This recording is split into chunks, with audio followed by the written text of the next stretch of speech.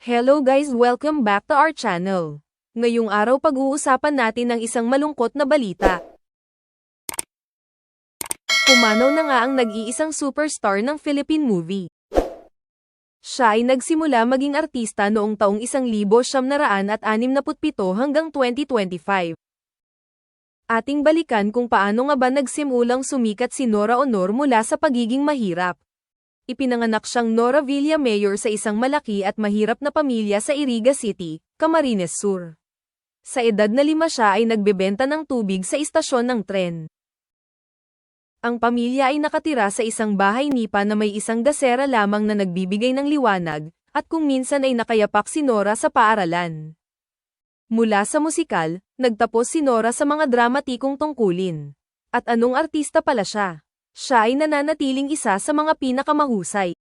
Siya ay itinuturing na pinakadakilang artistang Pilipino kailanman at isa sa pinakamahusay sa buong mundo.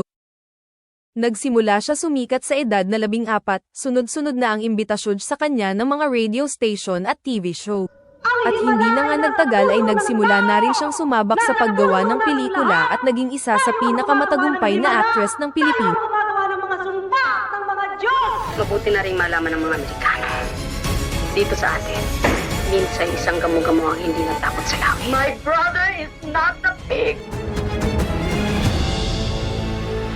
Isinapubliko nga ng anak na lalaki ni Nora Aunor ang dahilan ng kanyang pagkamatay sa kanyang interview. We confirmed the passing of our beloved mother, Nora Aunor, national artist and the greatest actress in the history of Philippine cinema. She passed away peacefully last night, April 16, and surrounded by those who love her the most. Ang mami namin, grabe magmahal yan eh. Alam natin yan. Grabe siya magbigay. Kaya siya naging superstar. Kaya siya naging national artist. Dahil yun sa pagmamahal. Matetdelian naglahat ng pasasalamat sa inang si Nora Aunor sa pagiging mapagmahal nitong ina sa kanila. Nabiyayaan kami. Ayon sa kanya ay Kasi napakaswerte nila kami na po si sa Nora kanya Aunor ang napunta. kanilang naging ina. No? Minahal niya po kami talaga.